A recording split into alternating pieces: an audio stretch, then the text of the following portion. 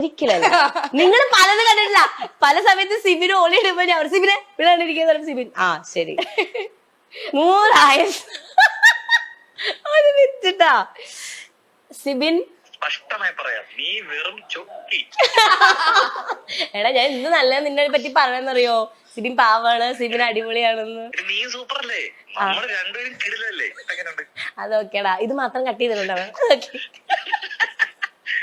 Interview നടക്കട്ടെ. ശരിടാ. പറയാൻ വേണ്ടി വിളിച്ചു. ജിൻഡോ ചേട്ടനെ പറ്റിയിട്ട്. കാരണം ജിൻഡോ ചേട്ടൻ ഒരു ക്യാരക്ടറുകൾ ഓരോ ആഴ്ചത്തോടും ഇങ്ങനെ മാറ്റിക്കൊണ്ടേയിരിക്കുന്ന ഒരാളാണ്.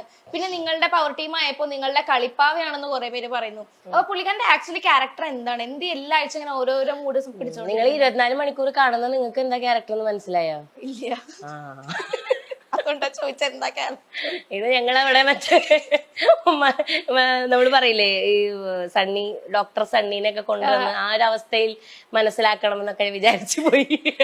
കാരണം ജിൻഡോ ചേട്ടൻ ഞാൻ ഇടപഴകിയിടത്തോളം വെച്ചിട്ട് ജിൻഡോ ചേട്ടൻ ഒരു ചെറിയ കുട്ടിയായിട്ടാണ് എനിക്ക് തോന്നിയത്. കാരണം തൊട്ടതിനും പിടിച്ചതിനൊക്കെ ആൾക്ക് കംപ്ലൈന്റ് ആണ്.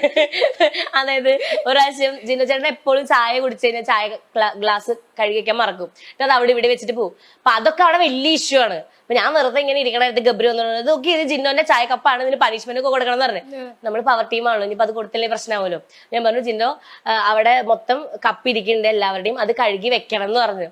എന്റെ പൊന്നെ, എന്നിട്ട് ഞാൻ അതിനെ ഹെൽപ്പ് ചെയ്യാൻ പോയി. കാരണം കുറെ കപ്പ് ഉണ്ടല്ലോ. എന്നിട്ട് ഞാൻ അത് കഴുകാൻ വേണ്ടി പോയപ്പോഴേക്കും ഊപ്പരാള് വെള്ളമൊക്കെ നിറച്ചിട്ട് അവന്റെ ഉള്ളിലൊക്കെ കപ്പൊക്കെ എടുത്ത് വെച്ചതേ ചൂടുവെള്ളത്തിൽ കഴുകണം. ഞാൻ പറഞ്ഞു ചേട്ടാ ജസ്റ്റ് ഒന്ന് വെള്ളത്തിൽ കഴുകാൻ, അതൊന്നും പറ്റില്ല. പിറ്റേ ദിവസം എന്റെ കപ്പ് വേറെ ആരോ കുടിച്ചിട്ട് അവിടെ വെച്ചിട്ടുണ്ടായിരുന്നു. എന്നിട്ട് പൂജ കപ്പ് കുടിച്ചിട്ട് എന്നെ കൊണ്ട് കഴുകിപ്പിച്ച്. ജിൻഡോ ചേട്ടൻ നോക്കിയിരിക്കുന്നത് എപ്പൊ തിരിച്ചു കൊടുക്കാൻ പറ്റും നോക്കിയിരിക്കും. എനിക്ക് ചിരി വന്നു. അതൊരു കൊച്ചുകുട്ടിയുടെ ക്യാരക്ടറായിട്ടാണ് എനിക്ക് തോന്നിയത്. ജിൻഡോ ചേട്ടനെ ഭയങ്കര കംപ്ലൈന്റ് ചെയ്യും, ഭയങ്കര പരാതിയുള്ള ഒരു കുട്ടി. അപ്പൊ നമ്മള് പോട്ടടാ സോറി എന്നൊക്കെ പറഞ്ഞാൽ ജിൻഡോ ചേട്ടൻ ഓക്കെ ആവും. അല്ലാതെ ആള് ഇത്ര വലിയ ക്രൂരനൊക്കെ അറിഞ്ഞൂടെ ഹൗസിനുള്ളിൽ ബാക്കിയുള്ളവര് ഇദ്ദേഹത്തിനെ ഇങ്ങനെ ഭയങ്കരമായിട്ട് ഇങ്ങനെ കാണുമ്പോ അദ്ദേഹത്തിന് ഹാൻഡിൽ ചെയ്യാൻ ഇങ്ങനെ ഈസി ആയിട്ട് പറ്റും. അതൊരു പാവാണ്. എന്തായാലും നമ്മള് അർജുൻ ശ്രീധോ കോംബോനെ പറ്റി ചോദിച്ചു. അപ്പൊ അതേപോലെ തന്നെ വേറൊരു കോംബോ ഇട്ട് നിൽക്കുന്നതാണ് ഗബ്രി ജാസ്മിൻ കോംബോ. ആ കോംബോനെ പറ്റി എന്താ പറയാനുള്ളത്? ഇത്രയൊക്കെ പറഞ്ഞ പോലെ ആൾക്കാര് ഞാനും കൂടെ പറയണ അതില്. പൂജ നേരിട്ട് കണ്ട ഒരാളാണല്ലോ, അതുകൊണ്ട് ചോദിക്കുക. ആ കോംബോനെ പറ്റിയിട്ട് പറയാനുള്ളത്, എനിക്ക് ഗബ്രിയുടെ സൈഡും ജാസ്മിനെ എനിക്കറിയാം. പക്ഷെ ബട്ട് സ്റ്റിൽ അതായത് ആ ഒരു വ്യക്തിനായിട്ട് ഇമോഷണലി ഭയങ്കര കണക്റ്റഡ് ആണ്. അത് മേ ബി അവർക്ക് ആ റിലേഷൻഷിപ്പിന് ഒരു പേരിടാൻ പറ്റിയിട്ടുണ്ടാവില്ല യെറ്റ്, ബട്ട് സ്റ്റിൽ അങ്ങനെ ഒരു കണക്ഷൻ ഉണ്ട് അവർക്ക്.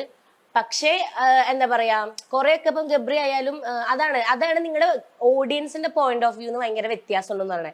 ഓഡിയൻസിന്റെ പോയിന്റ് ഓഫ് വ്യൂല് ഗബ്രി